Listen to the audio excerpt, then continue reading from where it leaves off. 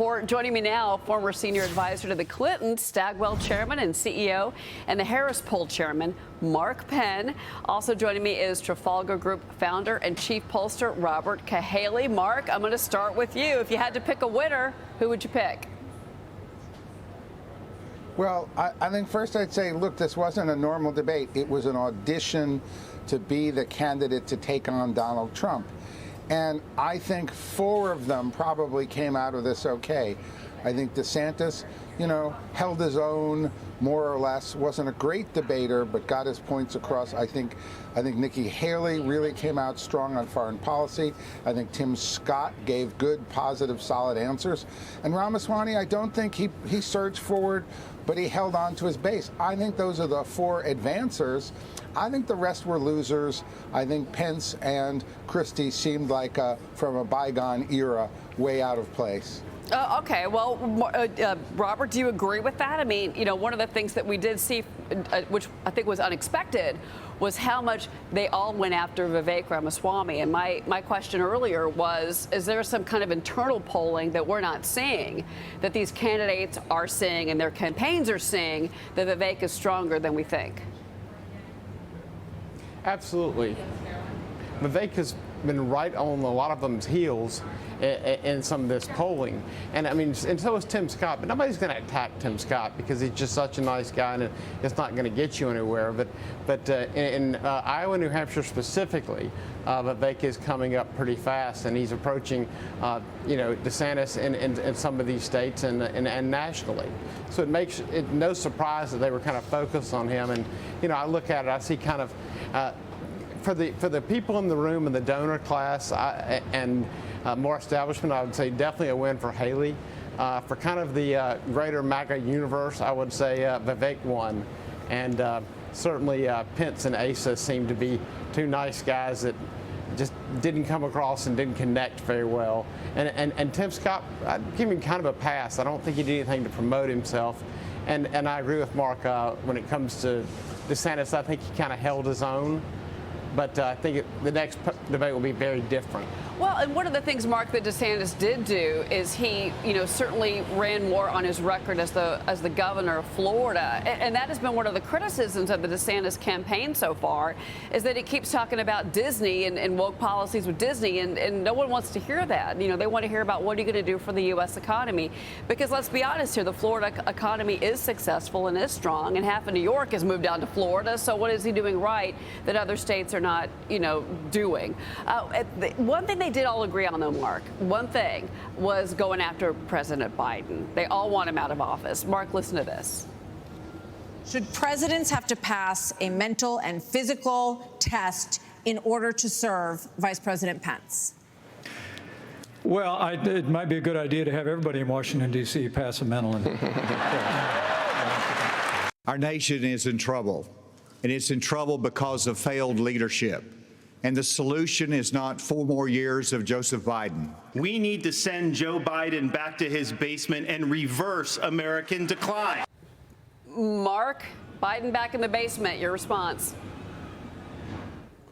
I don't think they were very effective at attacking Biden, actually. I thought they had a few warmed over lines about the basement. Nothing really, I thought, particularly effective. Look, I think the economy is the big issue. And while DeSantis did a better job of talking about his record in Florida, none of them really had a succinct, clear, policy-based answer for improving the economy. And I think that was a huge hole there. So I didn't think they were very effective against Biden, and they sure didn't come out with an economic plan, for moving America around. Well, I'll disagree with you on that, in particular with Vivek Ramaswamy. He talked about energy production in the country and bringing back energy production. But Robert, Todd Pyro's in set with me. He's got a question for you. Yeah, before I get to that, I do want to say I agree with both of your assessments. I think they will have to go harder after Biden in number 2, and I think they're going to go a lot harder after Ron DeSantis. But from a topic perspective, Robert, as a Republican pollster and as somebody who wants the Republicans to obviously message and target well going forward, did they do themselves any favors with a debate where the number 1 topic in terms of airtime at 7 minutes and 54 seconds was the Democrats' big winner of abortion? Well, certainly, it is something that if you're going to be the Republican nominee, you're going to need to talk about. But I think it's their different approaches. I mean, I think literally on that one, Berger might have had the best Republican answer, talking about it's a 10th Amendment, it's up to the states and moving on from it. So it is going to be kind of a state-by-state issue. In states where it is in play, I think it will affect turnout. But in states where it's a dead issue or already dealt with, it won't be as big a motivator. It was unavoidable, but whether they want a federal ban or not, it probably wasn't the thing they spent a lot of time discussing. But I have to disagree with Mark a little bit about making a contrast with Biden. I mean, Biden really doesn't have any great accomplishments to talk about it. And when they immediately talk about energy, and many of them talk about increasing production of oil and natural gas, and immediately talk about solving the border and strengthening the military. I mean, those contrasts right there will, definitely will lower prices and help stabilize the country from an economic and a national defense perspective. Mark? Yeah, look, I think they mentioned economic independence and coming back with fossil fuels, but none of them had a real serious plan. I'm used to working with President Clinton, who had a 4-point clear plan. We're going to have fiscal responsibility. We're going to have energy renewal.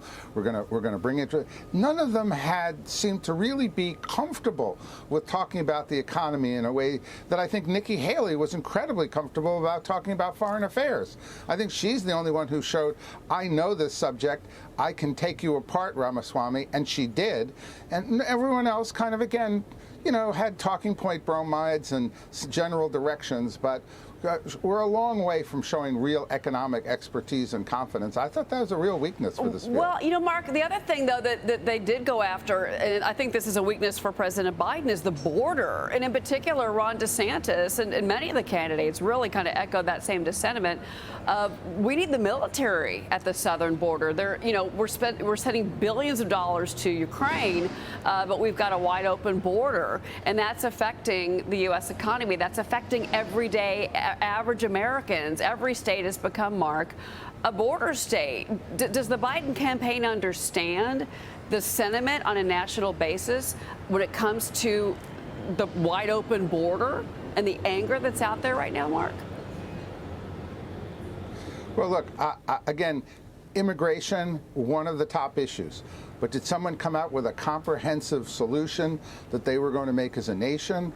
They basically backed bringing the military down to the border. Well, no one really knows how that would work out. I think DeSantis said he would take them into Mexico, abrogating international treaties and law. Again, I heard a lot of bromides here. I heard a lot of toughness. I didn't hear a lot of clear, worked out policy. And for candidates who've been doing this for a year or more, I really expected more on some of these issues. Okay, Robert, last word to you.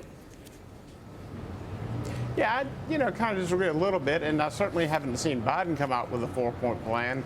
And if he has, certainly we, hope there's not a 5th point the way things have been going. But I do think I feel like the Republicans did a good job of kind of establishing, what those parameters were and addressing it. I mean, to talk about the fact that restoring the economy and bringing back the energy production would help lower the interest rates and make housing more available to people. I think they cover the topics, those kitchen table topics that Biden seems oblivious to. All right, Mark Penn, Robert Cahaly, gentlemen, thank you for getting up early with us because I know it was a late night. Good to see you both.